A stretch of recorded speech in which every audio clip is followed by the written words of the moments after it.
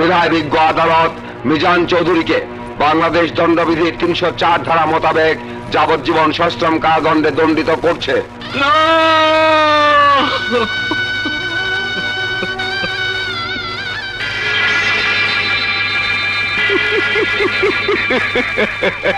আরে মিজান, তুই মাইন্ড করিস না বন্ধু, তোর পরিণতি আমারে খুব কষ্ট দিতেছে, বুকটা ফাইটা যাইতেছে। এরই নামদানি করলাম আমরা, আর সাজা হইল বিচারে।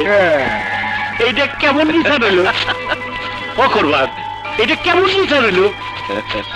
অপকর্ম করবো আমরা আর ফাঁসবে মিজানরা। ওদের জন্মই হয়েছে অপরাধ না কইরা শাস্তি ভোগ করার জন্য।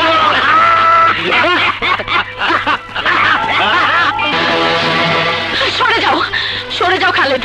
একটা মিথ্যা অপবাদ মাথায় নিয়ে আমার বাবা আমারই চোখের সামনে এত বড় শাস্তি ভোগ করবে, সন্তান হয়ে আমি তা সহ্য করতে পারবো না। খালেদ সরে যাও, ওদেরকে আমি গুলি করে মারবো। সরে যাও খালেদ, ছেড়ে দাও আমাকে।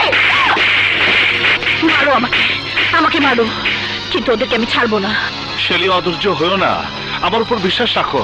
আমি যে কোনো মূল্যে তোমার বাবাকে নির্দোষ প্রমাণ করবোই। তুমি আর আমাকে সান্ত্বনা দিও না। তুমি বলেছিলে দেশ টিভিতে ওদের মুখোশ খুলে দিয়ে বাবাকে মুক্ত করবে। দেশ টিভি তো তোমাকে ফিরিয়ে দিয়েছে। এখন তুমি কি দিয়ে প্রমাণ করবে? কিভাবে বাবাকে বাঁচাবে? আমি ওই ক্যাসেট কুরবানের কে টিভিতে প্রচার করব। কে টিভিতে? কিভাবে? হ্যালো, কে? তোর বাপ।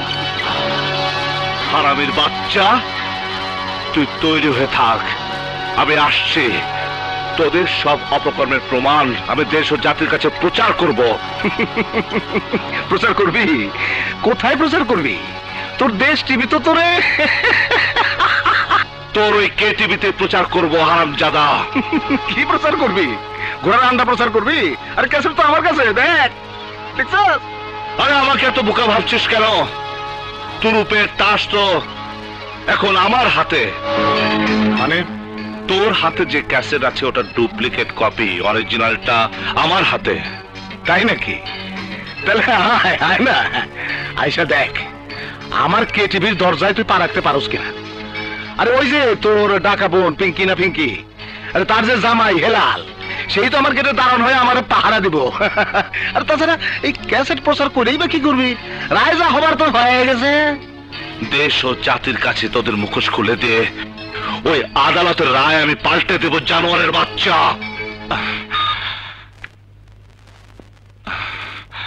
চলো।